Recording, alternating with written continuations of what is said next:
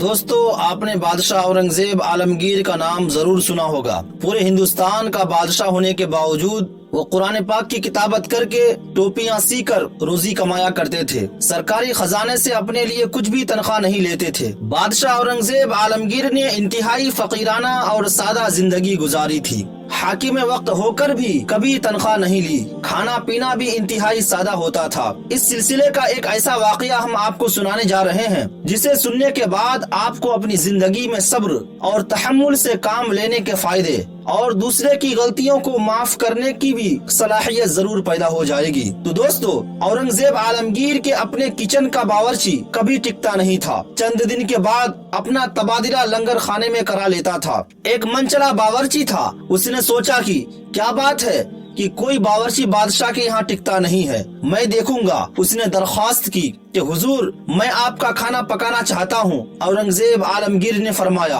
कि हमारे यहाँ कोई बावर्ची टिकता नहीं है, तू भी चंद दिन में भाग जाएगा। उसने वादा किया कि हुजूर, मैं हरगिज नहीं जाऊंगा। चुनांचे बादशाह ने उसको रख लिया। उसने देखा कि बादशाह के यहाँ नपा तुला खाना पकता है। आधा खाना घर में चला जाता है और आधा बादशाह के सामने डेगची में कुछ भी नहीं बचता है। जब उसने रोज का ये मामूल देखा तो तंग आ गया, मगर वो तो ये नहीं कह सकता था कि मेरा तबादला लंगर खाने में कर दिया जाए। उसने सोचा कि मैं बादशाह को परेशान करता हूँ ताकि बादशाह नाराज होकर मुझे भगा दे और मेरा तबादला लंगर खाने में करा दे। बादशाह के घर पर शाम को एक सिर खिचड़ी पकती थी। आधी खिचड़ी घर में जाती थी और आधी बादशाह के सामने। एक दिन उसने खिचड़ी में नमक नहीं डाला। बादशाह औरंगजेब ने जब लुकमा लिया तो बावर्ची की तरफ देखा मगर कुछ नहीं कहा, नमक भी नहीं मांगा, फीकी खिचड़ी खा ली। बावर्ची ने सोचा बादशाह को फीकी खिचड़ी अच्छी लगती होगी और जो फीका खा सकता है वो तेज नमक वाला नहीं खा सकता। चुनांचे बावर्ची ने अगले दिन डबल नमक डाल दिया। बादशाह ने एक लुकमा खाकर फिर बावर्ची को देखा और कुछ नहीं कहा। बादशाह ने खिचड़ी खा ली। जब बावर्ची बर्तन उठाने आया तो बादशाह औरंगजेब ने उससे कहा कि कल 1.5 सेर खिचड़ी पकाना और जितनी घर में जाती है उतनी घर में भेजना, बाकी मेरे पास लाना। बादशाह हस्बे मामूल आधी खिचड़ी खाई और आधी बच गई। जब बावर्ची बर्तन उठाने आया तो उससे कहा, ये हमारा बचा हुआ तबर्रुक है,